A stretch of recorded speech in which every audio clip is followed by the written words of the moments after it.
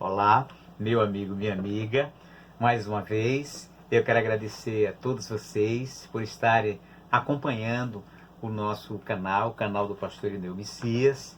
E eu quero agradecer porque muitas pessoas estão se inscrevendo, a cada dia sempre tem alguém se inscrevendo, comentando os vídeos, interagindo conosco. De coração, quero agradecer a todos vocês. Meu querido irmão em Cristo, minha querida irmã em Cristo, que também tem contribuído para que cada vez os nossos vídeos, as mensagens da Palavra de Deus sejam compartilhadas com as outras pessoas. Você fazendo isso, você está me ajudando a nós espalharmos para mais pessoas a bendita e gloriosa Palavra do nosso Senhor e Salvador Jesus Cristo. Porque o mundo precisa, a humanidade, o nosso Brasil, precisa ouvir a Palavra de Deus. Porque a Palavra de Deus, ela produz fé em nossos corações, confiança em Deus. Como diz a Palavra do Senhor, a fé vem pelo ouvir e ouvir a Palavra de Deus. E neste momento que nós estamos passando, precisamos ter muita fé em Deus. Eu não poderia deixar de, mais uma vez, e sempre farei isso, me solidarizar com as 65 mil famílias, 60.500 famílias que perderam seus entes queridos para a Covid-19. Quero pedir que a Igreja de Jesus ore por essas famílias enlutadas, mas ore também por aquelas pessoas que nesse momento estão padecendo com essa doença, estão infectadas. Vamos orar pelos profissionais de saúde, pelos policiais, pelos jornalistas, todas as pessoas que estão, dada a sua essencialidade, tendo que trabalhar, né, e se expondo ao risco de se contaminarem. E peço a vocês que, apesar da flexibilização permitida por governos estaduais, que vocês mesmo assim não deixem de usar os equipamentos de proteção, a máscara, o álcool gel, o distanciamento social, principalmente, meu querido irmão, minha querida irmã, com reabertura dos templos religiosos no país e muitas cidades. Continue, querida igreja, acatando as orientações das autoridades sanitárias, porque proteger um outro, tomar essas medidas, não deixa de ser um ato de amor e de cuidado para com a vida do seu próximo. Então, vamos orar para que o Senhor nosso Deus nos ajude a passar por essa pandemia com muita fé em Deus, mas também cuidado, tomando os cuidados que são necessários. Então, eu quero agradecer de coração a todos vocês por estar constantemente nos acompanhando aqui. E quero mais uma vez convidar vocês para acompanhar comigo a ministração da Palavra de Deus que nós estamos fazendo, expondo e ministrando algumas lições, alguns temas que fazem parte desta lição de 2008, publicada pela Casa Publicadora das Assembleias de Deus, que é o órgão oficial das Assembleias de Deus no Brasil, mas cujo conteúdo serve para todas as pessoas, para todas as denominações evangélicas, porque falam da palavra de Deus, fala do Senhor nosso Deus, fala da Bíblia, a santa e gloriosa palavra do Senhor. Nós estudamos a lição do número 1, que falava sobre o Deus da Bíblia, a lição do número 2, o Deus que se comunica com o homem, a lição número 3, o Deus que está na história, e hoje nós vamos estudar a lição número 4, que fala o Deus da redenção. E como sempre, há umas sugestões de leituras semanais, 5 sugestões de leituras diárias, começando da segunda até a sexta-feira, mas necessariamente você não precisa seguir à risca essa ordem, mas ao menos ler essas 5 passagens bíblicas que vai ajudar você a compreender melhor esta lição, este tema que nós estamos estudando agora, que é o Deus da redenção. Então, na segunda-feira, Deus envia a redenção ao seu povo, Salmo 111, o verso 9. Na terça, a redenção de uma alma é caríssima, Salmo 49, o verso 8. A redenção pelo sangue de Jesus, Efésios capítulo 1, o verso 7, na quarta-feira. Na quinta, Cristo efetuou uma eterna redenção, Hebreus capítulo 9, o verso 12. Na sexta, Cristo veio para tirar os pecados. Hebreus capítulo 9, o verso 28. E no sábado, Romanos capítulo 8 e o verso 2. Cristo livra do pecado e da morte. A leitura bíblica em classe está escrita lá na segunda carta aos Coríntios, no capítulo 5, o verso 14, 15 e do verso 17 ao verso 21.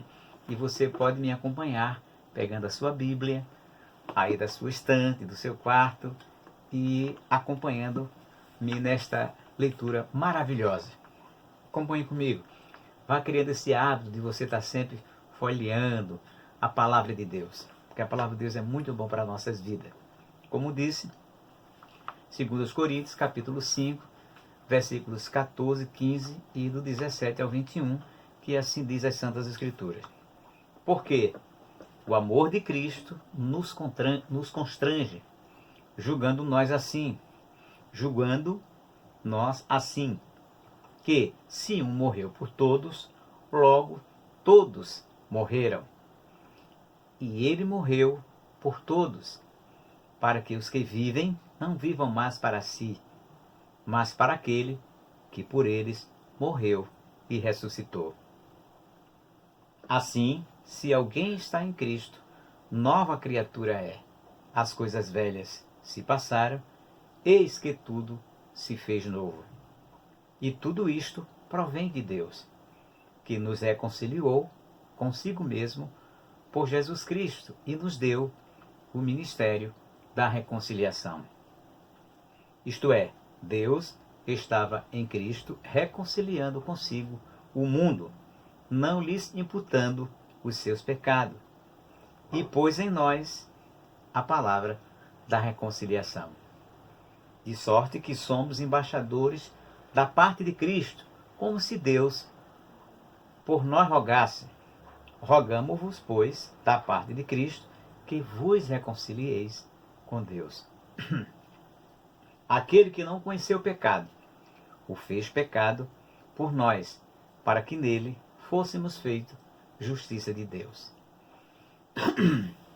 Esta lição, como sempre, está dividida em 4 tópicos, para melhorar de forma didática, pedagógica, para melhorar a compreensão, a organização do pensamento, para que nós possamos compreender de forma mais fácil esse tema, esta lição, e assim você compreenderá de modo mais fácil a exposição deste assunto, que é o Deus da redenção.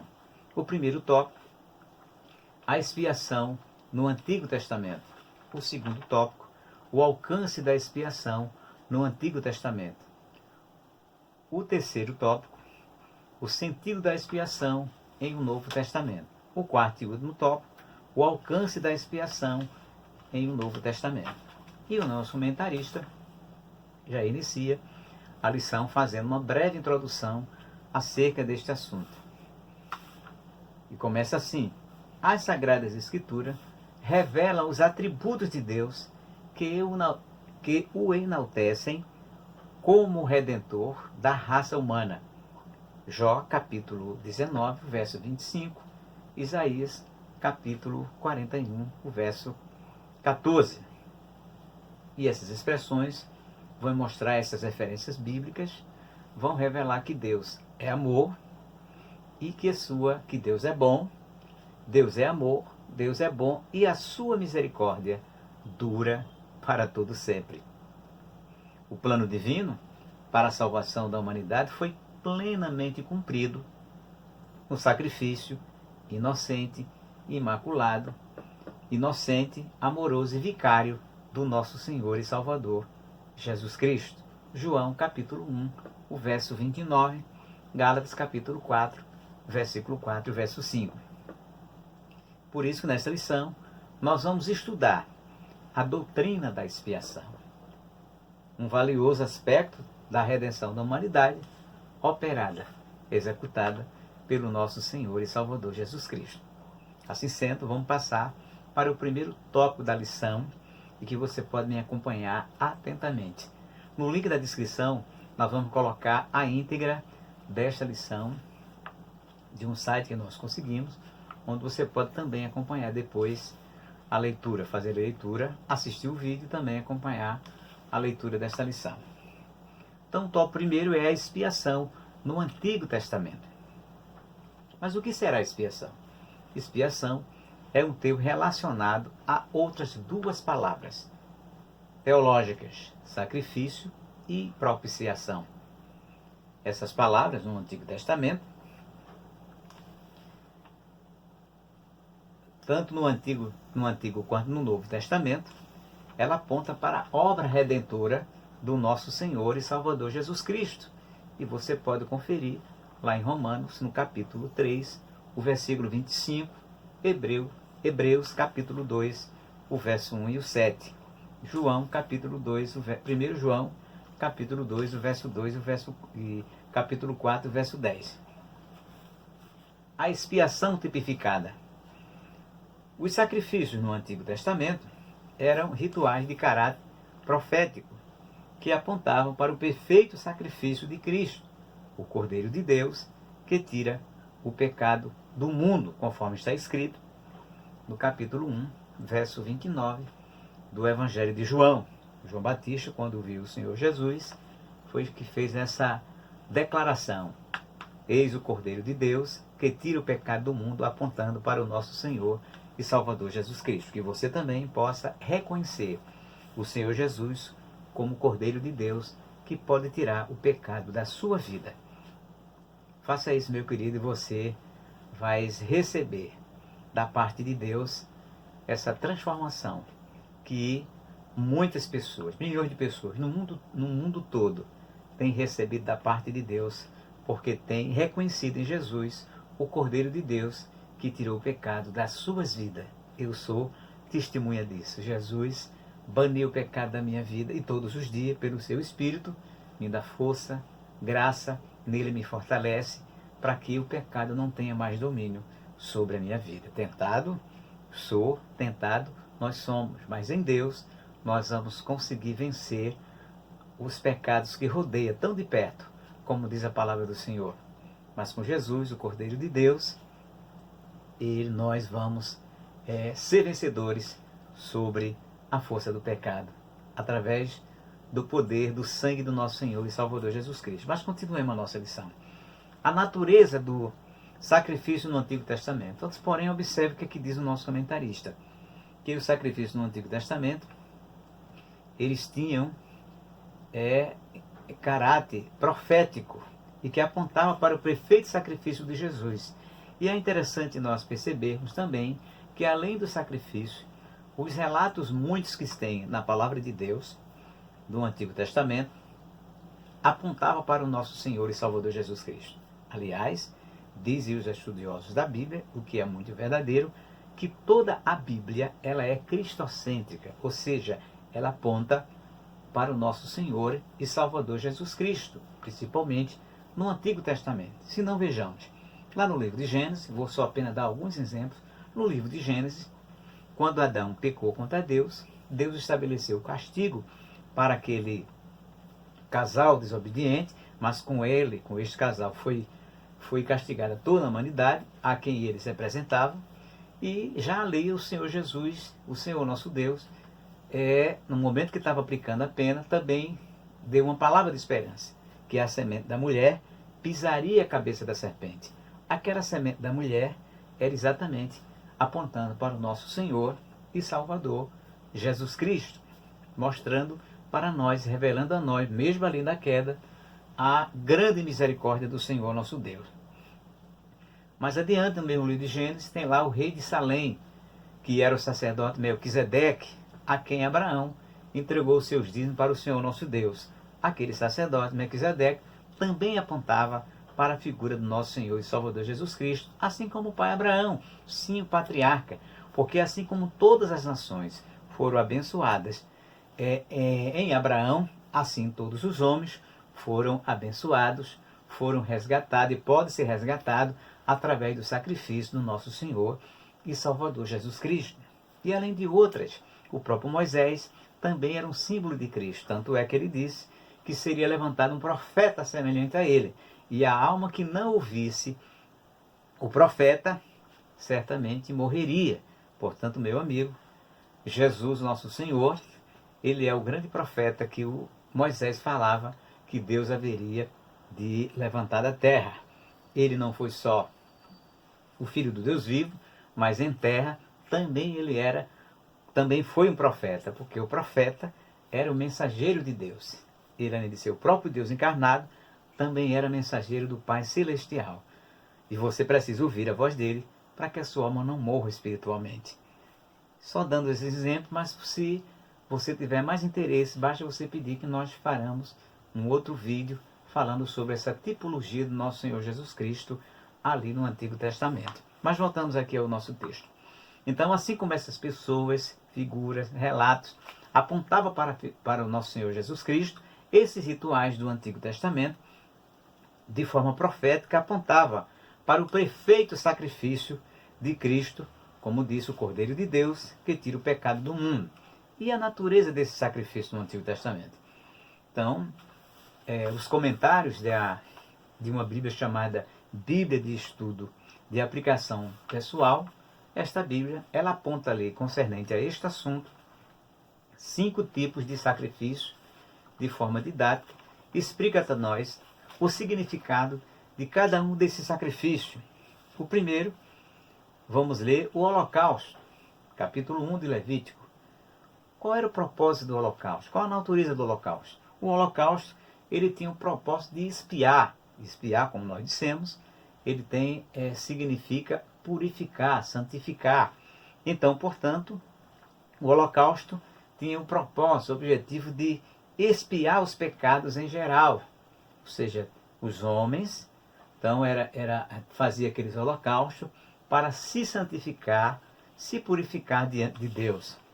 O segundo sacrifício, a oferta de manjares, está lá em Levítico capítulo 2. E a oferta de manjares demonstrava honra e respeito a Deus em adoração. O terceiro sacrifício, propriamente dito, sacrifício pacífico, Levítico capítulo 3.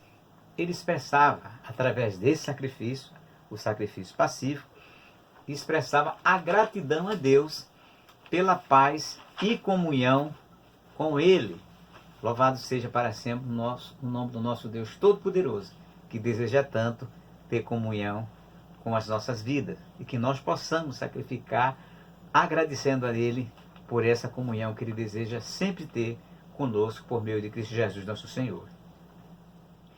O outro sacrifício o quarto sacrifício é a oferta pelo pecado. Está lá em Levíticos capítulo 4.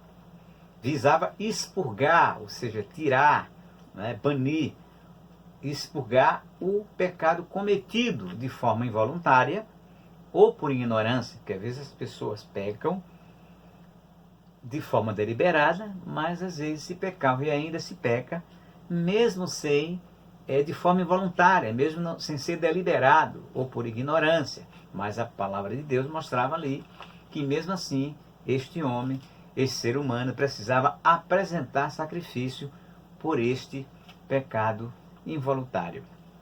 O quinto e último sacrifício é a oferta pela culpa, está lá em Levítico capítulo 5, que tinha o propósito de expurgar os pecados cometidos contra Deus e contra as outras pessoas. Ou seja, toda essa série de sacrifícios visava santificar este homem na aproximação e na adoração a Deus. E, portanto, os sacrifícios do Antigo Testamento, eles cumpriram plenamente, se cumpriram plenamente na pessoa do nosso Senhor e Salvador Jesus Cristo. Por quê? Porque Ele, nosso Senhor Jesus, foi a oferta pelas nossas culpas, a oblação pelos nossos pecados, o sacrifício pela nossa paz. Ou seja, quando o Senhor Jesus executou o sacrifício inocente, amoroso, imaculado, ele substituiu todos esses rituais do Antigo Testamento, de modo que hoje não há mais necessidade de as pessoas oferecerem holocausto, não há mais necessidade de oferecer oferta de manjares, sacrifício pacífico, oferta pelo pecado, nem tampouco a oferta pela culpa. Por quê? O nosso Senhor Jesus, ele fez tudo isso por nós. Quando ele entregou a sua vida no Calvário, ele se colocou em sacrifício, substituiu todo esse sacrifício pelo seu único, perfeito e eterno sacrifício pelas nossas vidas. Então, meu amigo, considere tudo isso que Jesus fez pelas nossas vidas. Bendito é o nome do nosso Senhor e Salvador Jesus Cristo. No segundo tópico, nós já vamos estudar sobre o alcance da expiação no Antigo Testamento. O sacrifício da antiga aliança apenas cobriam, entre aspas, o pecado. Eles eram praticados no Antigo Pacto, embora aproximasse o adorador de Deus pela mediação de um sacerdote, somente cobria o pecado. Veja que, como diz aqui, ele se aproximava de Deus para fazer esse sacrifício mediante a figura de um sacerdote. Aquele sacerdote também apontava para o nosso Senhor e Salvador Jesus Cristo, que a palavra de Deus diz que Jesus, ele é o sumo sacerdote. Então, aquele sacerdote mostrava, além de apontar para o nosso Senhor e Salvador Jesus Cristo, que hoje é o sumo sacerdote das nossas vidas e almas, mostrava também que o caminho estava obstruído, o caminho não estava completamente aberto para o pecador se aproximar de Deus, prefigurado na figura desse sacerdote, como também na entrega, no oferecimento desses 5 tipos de sacrifício. Com o advento do Senhor Jesus, com a morte dele no Calvário, o ser humano não precisa mais de apresentar esse sacrifício, nem tampouco da figura de um sacerdote que faça a intermediação entre ele e Deus. Por isso que ninguém hoje pode colocar mediadores ou mediadoras entre Deus e os homens, porque diz a palavra do Senhor que o único mediador entre Deus e os homens é o nosso Senhor e Salvador Jesus Cristo. Por quê? Porque somente ele entregou a sua vida no Calvário, somente ele ressuscitou e somente ele está à destra de Deus. Então, somente o Senhor Jesus Cristo é quem pode ser e é o intermediador entre Deus e os homens. E esse sacerdote, naquela época, apontava para o Senhor Jesus Cristo. Hoje, você e eu não precisamos da figura de um sacerdote para apresentar o nosso sacrifício a Deus. Precisamos sim da figura de um líder espiritual, de um orientador, para nos ensinar a palavra de Deus. Mas para intermediar, você agora tem acesso direto a Deus nosso Pai, através do nosso Senhor e Salvador Jesus Cristo. Lamentavelmente, algumas correntes cristãs ainda querem se colocar no lugar de Jesus, querendo fazer essa intermediação entre Deus e o pecador. Não aceite isso, porque, meu amigo, o único sumo sacerdote das nossas vidas é o nosso Senhor e Salvador Jesus Cristo. Como ministro de Deus, jamais vou me colocar, jamais tomarei o lugar que é do nosso Senhor e Salvador Jesus Cristo, até porque seria sacrilégio querer tomar um lugar que é somente pertence ao Senhor, nosso Deus. Eu apenas ministro a palavra do Senhor, oro por vocês, ministro a palavra, mas o mediador entre Deus e os homens é o nosso Senhor e Salvador Jesus Cristo, que está à destra do Pai. E apenas nós ministramos, somos servos dele. Eu sou a servo do nosso Senhor e Salvador Jesus Cristo, que estou ministrando a palavra do Senhor para ensinar a você aquilo que Deus tem me ensinado, de como você diretamente orar, adorar ao nosso Senhor e Salvador Jesus Cristo, e através da adoração ao Senhor Jesus, você se aproxima do Pai Celestial mediante a ação do Espírito Santo de Deus, meu amigo. Então ninguém, lembre-se, pode tomar o lugar do nosso Senhor e Salvador Jesus Cristo, ainda que estas pessoas estejam aqui na Bíblia, seus nomes estejam aqui na Bíblia, ainda que eles tenham acompanhado Jesus, mas somente Jesus é digno de toda a honra, de toda a glória, de toda a adoração, e somente ele é o único mediador entre Deus e os homens. Então, portanto, voltando aqui, aquela mediação, aquele sacrifício apenas cobriam o pecado. E por que cobriu o pecado?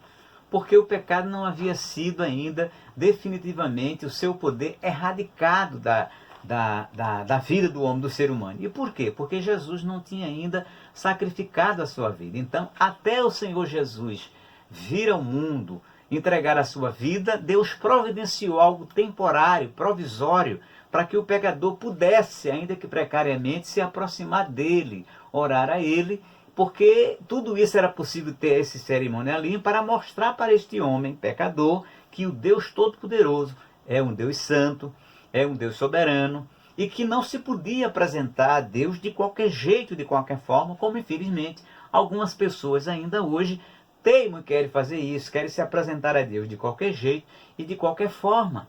E Deus nunca aceitará uma pessoa que queira se apresentar a Ele de qualquer jeito, de qualquer forma. Terá que passar pela salvação, pela lavagem do sangue do Cordeiro de Deus que tira o pecado do mundo.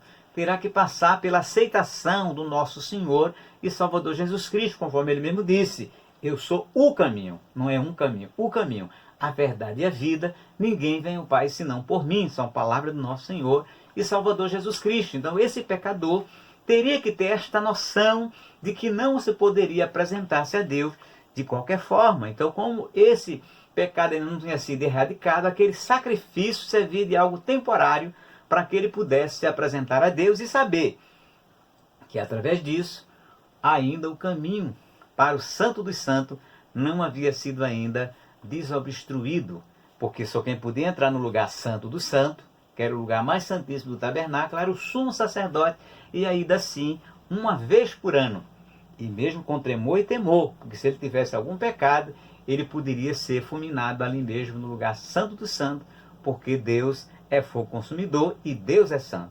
Então aqueles sacrifícios, de que falei agora há pouco, serviam para cobrir o pecado do homem, para que desta forma ele tivesse uma aproximação, como disse, ainda que precária, a Deus, até que o Senhor Jesus executasse o supremo sacrifício, como de fato muitos milhares de anos depois aconteceu, no glorioso nome de Jesus. Então vejamos, cobriam o pecado, a justiça divina, como disse, reclamava a reparação imediata do pecado cometido, era satisfeita apenas temporariamente, porque, segundo a Bíblia, é impossível que o sangue dos touros e dos bodes tire completa inteiramente o pecado da vida dos homens. Então foi algo temporário, porque o sangue de touros, o sangue de animais não poderia tirar de forma definitiva o pecado, a ação do pecado na vida das pessoas. Está escrito lá em Hebreus capítulo 10, o verso 4.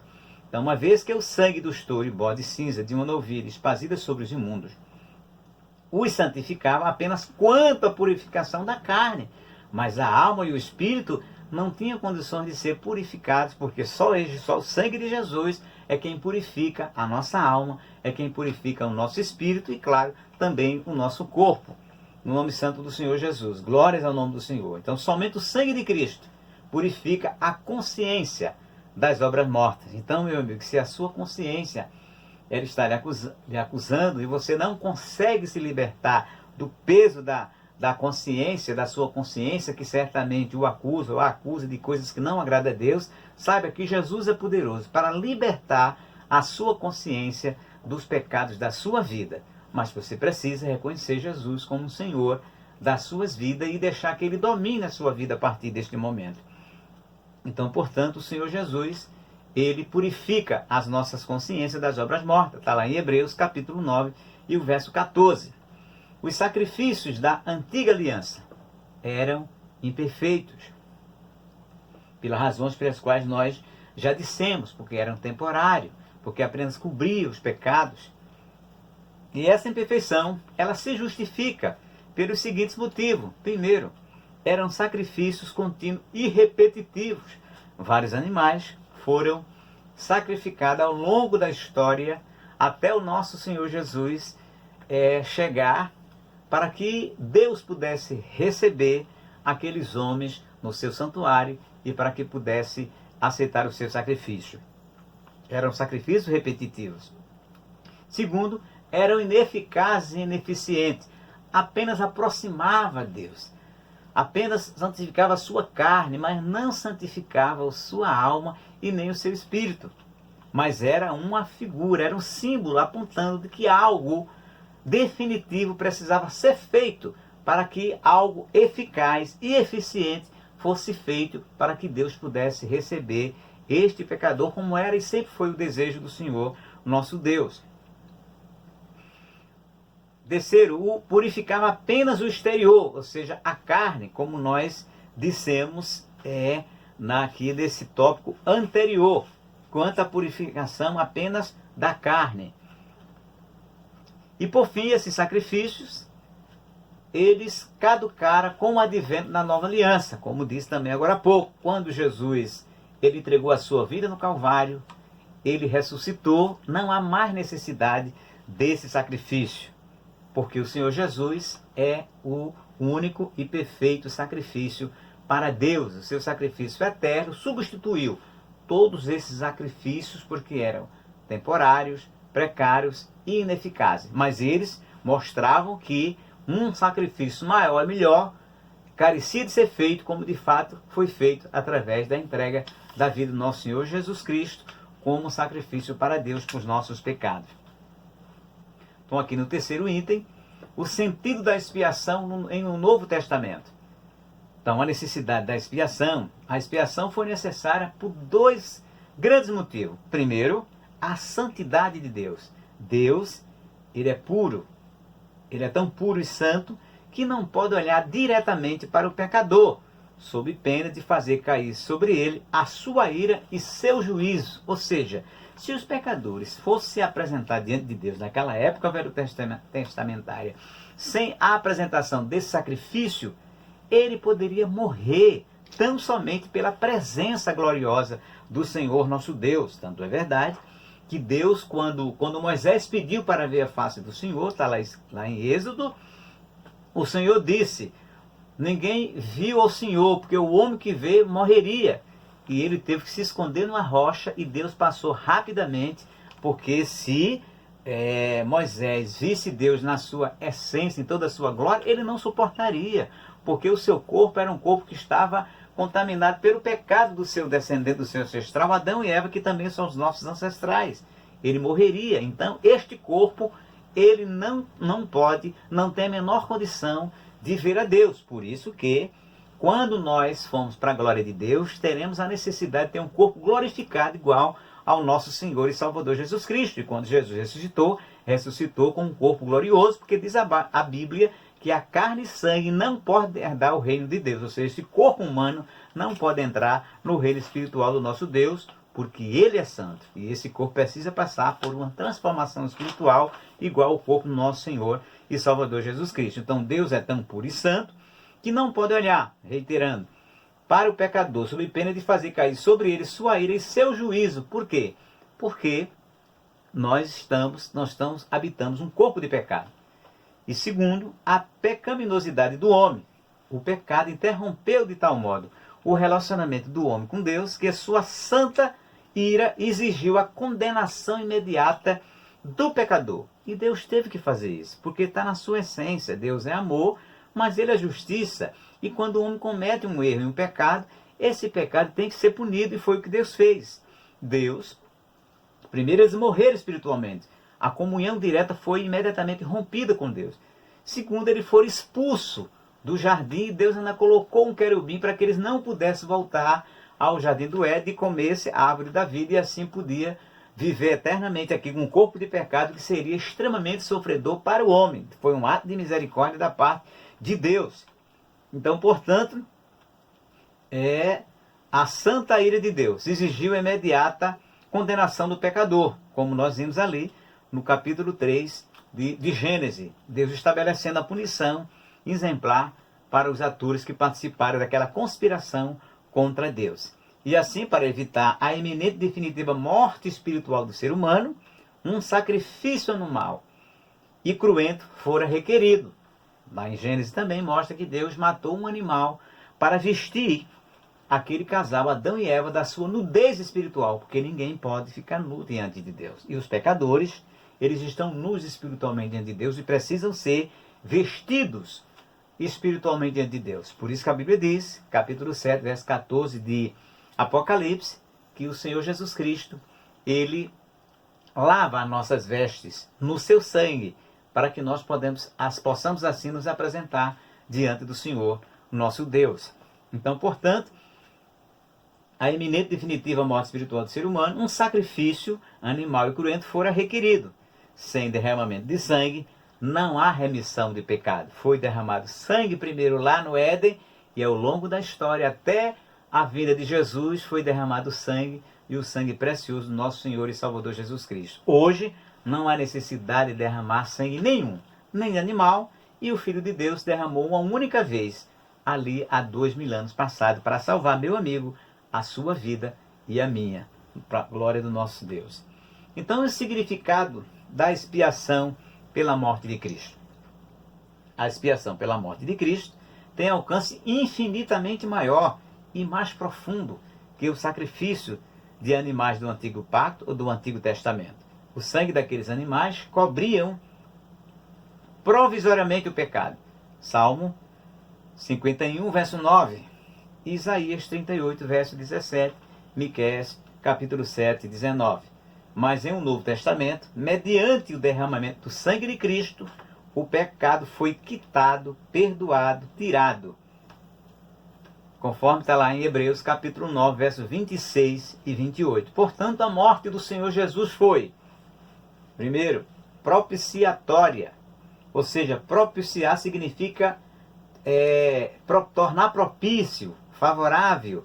Também tem o sentido de juntar, reconciliar, conforme nós lemos lá em 1 João, no capítulo 2, o verso 2, que diz assim: e ele é a propiciação pelos nossos pecados, e não somente isto, e não somente pelos nossos, mas também pelos de todo o mundo. Ou seja, o Senhor Jesus, através do seu sangue, ele torna o homem propício para Deus. Todo homem, em qualquer lugar deste planeta Terra, em todas as épocas, desde que este homem, este ser humano, ele se arrependa e reconheça Jesus como Cordeiro de Deus, que pode arrancar e tirar o pecado das nossas vidas.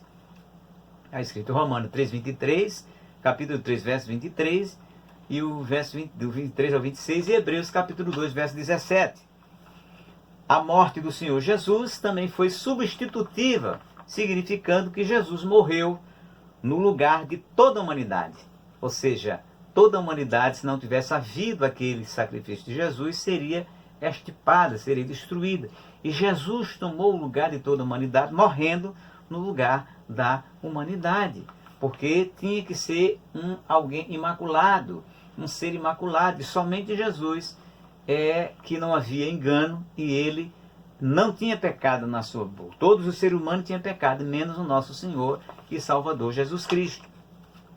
Então a sua morte foi substitutiva, porque ele morreu no meu e no seu lugar, meu amigo, minha amiga. Ele foi o substituto perfeito para todos que buscam o perdão de Deus. Isaías capítulo 53, o verso 4, o verso 6, 1 Pedro capítulo 2, o verso 24. A morte de Jesus também foi redentora. Jesus satisfez todas as condições exigidas pela justiça divina, a fim de nos redimir, e sua morte vicária foi o preço para a nossa redenção, razão pela qual somos propriedade particular do Senhor. No terceiro tópico, como nós dizíamos, que a morte do Senhor Jesus também foi redentora, porque ela satisfez todas as condições exigidas pela justiça divina, a fim de nos redimir. Por isso, a sua morte vicária foi o preço da nossa redenção.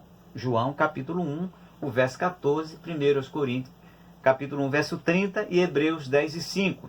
Por isso que nós somos propriedade particular do Senhor nosso Deus, conforme diz capítulo 1, capítulo 6, o verso 19, da primeira carta aos Coríntios, e Efésios capítulo 1, verso 13. A morte do Senhor também foi reconciliadora. Ou seja, o que significa reconciliar? Reconciliar é reatar uma amizade, ou conciliá-la outra vez.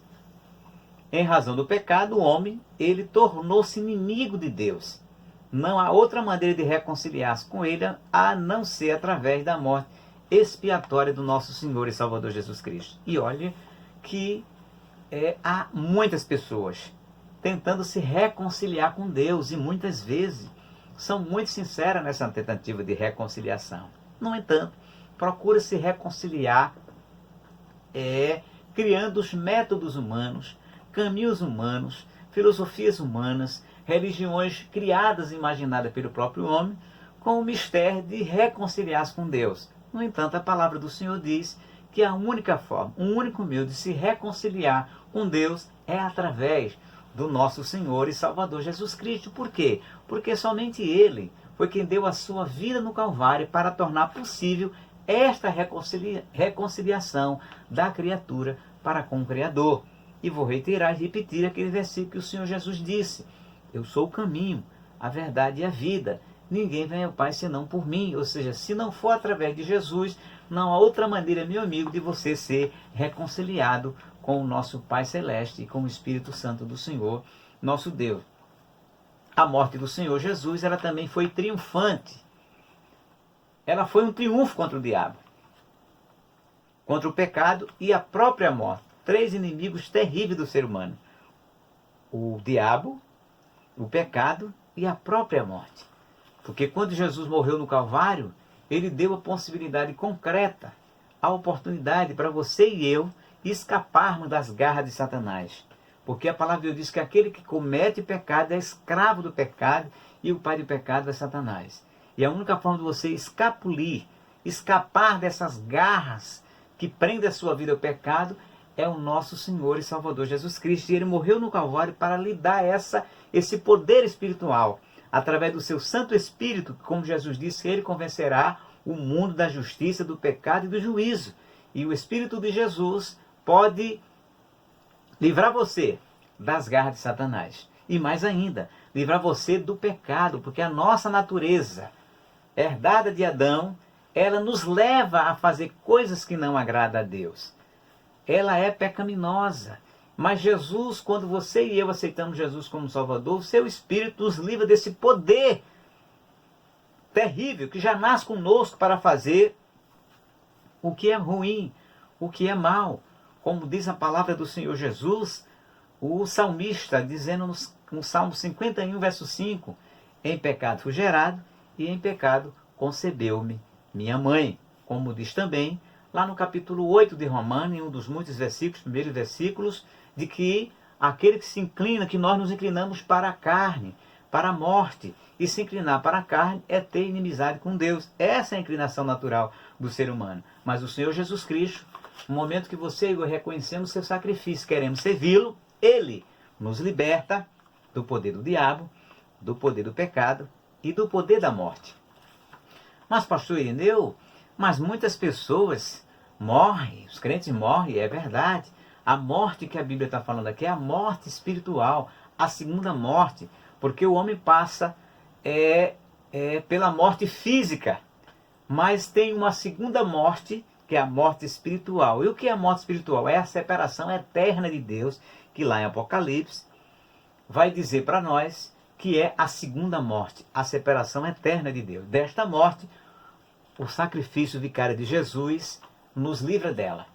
Podemos morrer fisicamente, que esse corpo é mortal, mas a segunda morte, se você se encontrar com Jesus em vida física, o Jesus, nosso Senhor, Deus maravilhoso, Deus Redentor, Ele livra você dessa segunda morte. Por isso que a Bíblia diz: onde está a morte o teu aguilhão? Porque na cruz do Calvário, Jesus, Ele venceu a morte. Quando ressuscitou, e Ele deu provas para toda a humanidade, que você e eu podemos escapar também da morte. E Jesus ressuscitou com um corpo glorioso. Se você também quer ressuscitar com um corpo glorioso igual ao de Jesus, você precisa recebê-lo como Senhor e Salvador, porque esta bênção, este presente do céu, Deus quer dar. Mas é preciso que você reconheça Jesus como Senhor, acredite no sacrifício dele e o aceite como Salvador de sua vida e o Deus Redentor. E o quarto e último tópico, o alcance da expiação em um Novo Testamento. A morte de Cristo tem efeito retroativo. E o que é isso? O que significa esse efeito retroativo?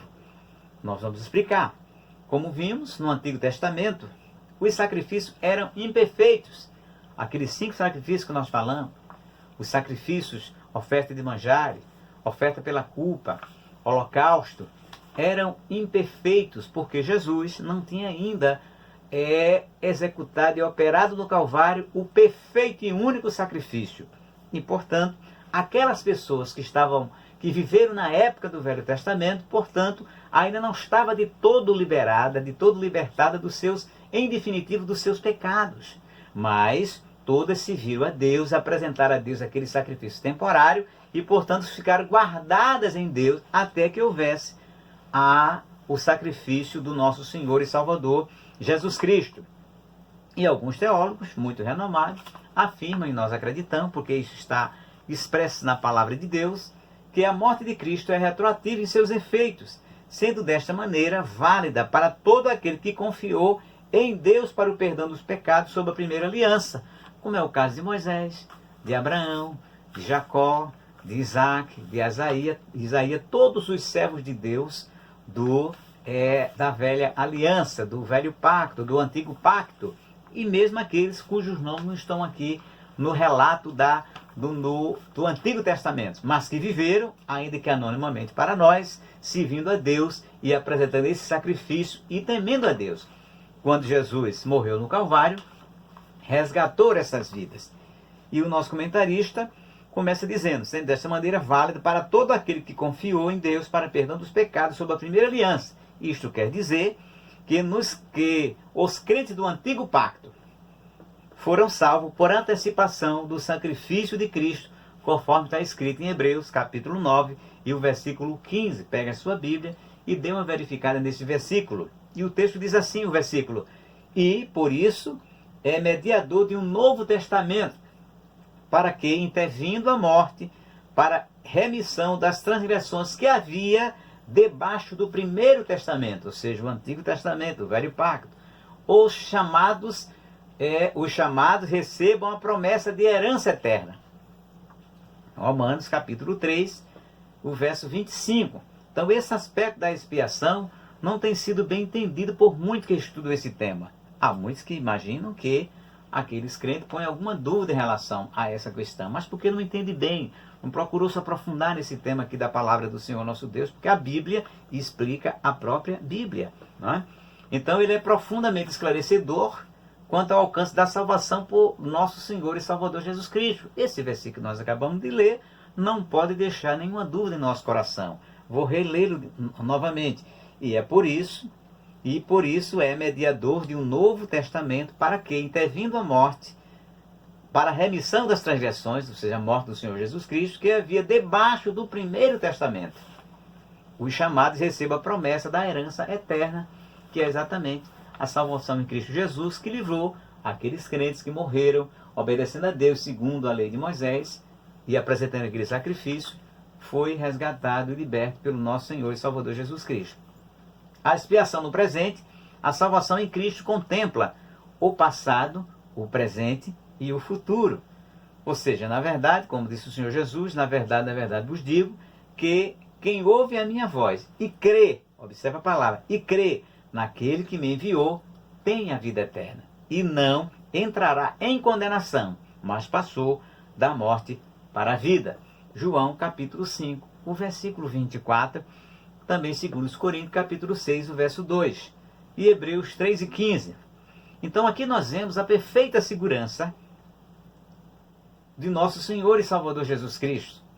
Se a pessoa ouve no presente a palavra e crê também no presente em Deus que enviou Jesus, tem a vida eterna no presente. Glórias ao nome do Senhor Jesus. Não entrará em condenação no futuro, oh glória a Deus, mas passou, tempo passado, da morte para a vida, porque éramos mortos, mas no momento que você crê na palavra de Deus, passa a ser vivo diante de Deus, mediante o sacrifício vicário do nosso Senhor e Salvador Jesus Cristo. O aspecto futuro da expiação.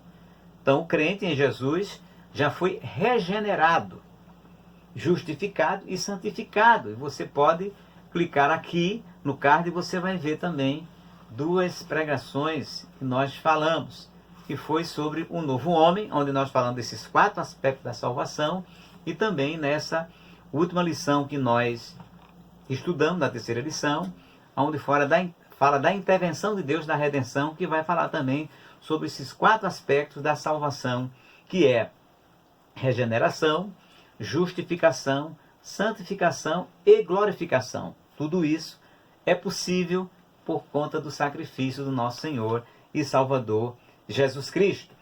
Mas ainda lhe falta o último estágio, que é da plena salvação, ou seja, que é a glorificação.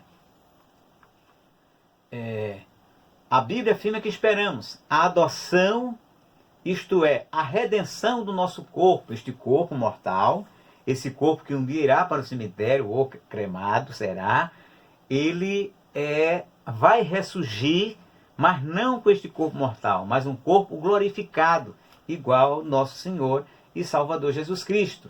Então, quando ocorrer a glorificação, nós atingiremos, enfim, a estatura de varão perfeito, que é a estatura de Cristo, conforme Efésios, capítulo 4 e o versículo 13. Assim sendo, podemos concluir, em respeito a essa lição, que a redenção da humanidade decorre da graça, da misericórdia e amor de Deus. A mente humana, limitada e falível, jamais poderá aquilatar ou se apropriar do valor, entender em sua profundidade a magnitude do valor da salvação em Cristo Jesus, que por seu próprio sangue entrou uma vez no santuário. O sumo sacerdote entrava de ano em ano no santuário do Santo dos Santos. O sacerdote, tantas vezes quando chegasse um pecador ali no pátio para oferecer sacrifício, aqueles 5 sacrifícios a Deus, mas com o nosso Senhor Jesus Cristo, esses sacrifícios pararam, porque o próprio Jesus ofereceu um sacrifício perfeito para Deus, a sua própria vida, o seu próprio corpo, a sua alma e o seu espírito, tudo isso, meu querido, em redenção, em seu favor, para que você possa se reconciliar com o Deus Todo-Poderoso. Por isso, ele entrou apenas uma vez no santuário do Senhor nosso Deus. Está lá em Hebreus capítulo 9, verso 12. Quem crê e for batizado será salvo, mas quem não crê será condenado. Ou seja, ao mesmo tempo que a palavra do Senhor aponta para esse supremo sacrifício, para esse Deus da redenção, também aponta para uma outra situação que pode lhe acontecer. Caso você rejeite essa salvação gratuita de Deus, uma condenação pode esperar a sua vida. E por que isso acontece? Porque Deus é justo, Deus é amor, mas Deus é justiça. E o pecador e o transgressor não pode ficar de forma nenhuma sem o seu devido castigo. Foi por isso que Jesus foi castigado pelas nossas iniquidades, porque o pecado tinha que ser castigado. E Deus, o Senhor Jesus, aceitou o castigo de Deus por nossa causa, para que nós pudéssemos ser com Ele reconciliada. Então leve a sério, meu amigo, esta mensagem. Querida Igreja de Jesus, agradeça a Deus, sirva a Deus de todo o seu coração, sabendo que você está, Igreja de Jesus, no altar santo dos santos, na presença de Deus, sendo Jesus o único e suficiente mediador, e tudo isso porque o Deus da redenção veio em carne, em pessoa, aqui nessa terra, e entregou a sua vida no Calvário, para que todos nós pudéssemos estar reconciliados com Deus. Permaneçamos, pois, reconciliados, nem olhando nem para a direita, nem para a esquerda, mas olhando para esse sumo sacerdote perfeito, maravilhoso, e que é Deus, o nosso Senhor e Salvador Jesus Cristo.